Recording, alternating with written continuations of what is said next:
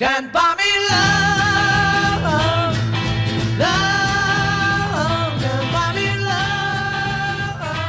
Hello and welcome to this free songwriting lesson courtesy of ultimatesongwritinglessons.com.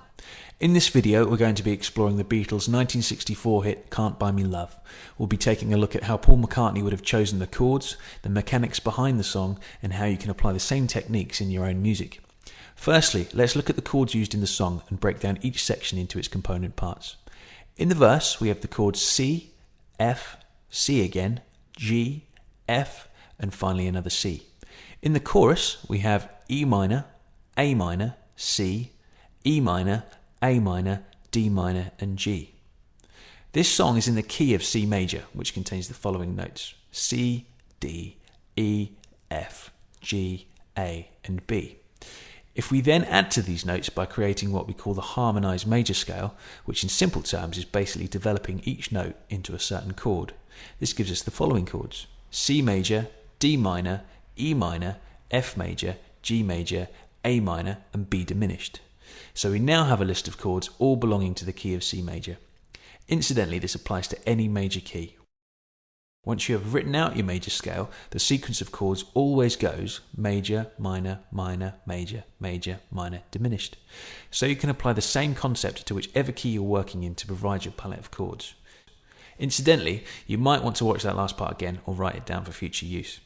Once this is in place, we can go ahead and number each chord 1 through 7. Now let's look again at the chords used in the verse of Can't Buy Me Love. We have the following: C, F, C again, G, F, and once more back to C. When we look back at our harmonized major scale, we see they've exclusively used the 1, 4, and 5 chords, or C, F, and G.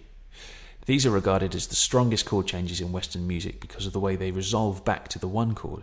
You may have heard them referred to as a perfect 4th or a perfect 5th.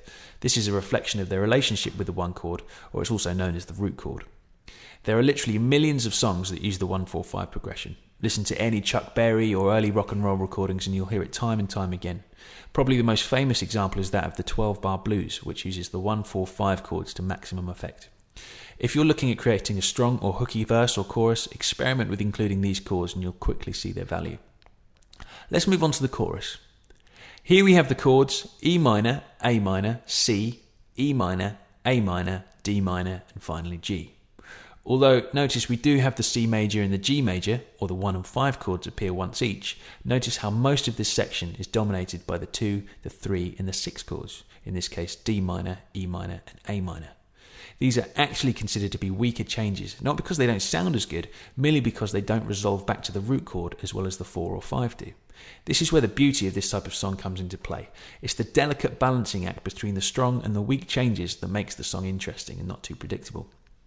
Lastly, notice the final chord of the chorus is a G, our 5 chord, and the first chord of the verse is a C, our root or our 1 chord. This specific chord change is regarded as the strongest chord change of them all, moving from 5 to 1. Notice how the song's chorus reaches a high point or climax when it lands on the G, effectively catapulting us into the next verse. This is a great tool to use at the end of a section, whether it's a verse, bridge, chorus, or a solo. To summarise, here are some key points to remember. Number 1.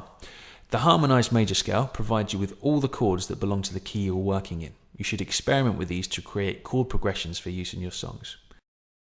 Number 2. The 1, 4 and 5 chords are the strongest changes. Number 3. Try using a mixture of strong changes in your verse with weaker changes in your chorus, or as is more common, try it the other way round with the chorus using the stronger chords. This helps to create interest so the song doesn't sound too predictable. Number 4. Experiment with ending your verse or your chorus on the 5 chord, moving to the root chord or the 1 chord at the beginning of your next section to create a climactic effect. Okay, that's all for this lesson. Feel free to go back and watch this video several times over. I recommend you take some notes too and have them to hand next time you sit down to write a song. Be sure to come back next time for another free songwriting lesson courtesy of ultimatesongwritinglessons.com. You can find out more, including how to create great melodies, write better lyrics, how to smash through writer's block and massively improve your songwriting skills, guaranteed, at www.ultimatesongwritinglessons.com.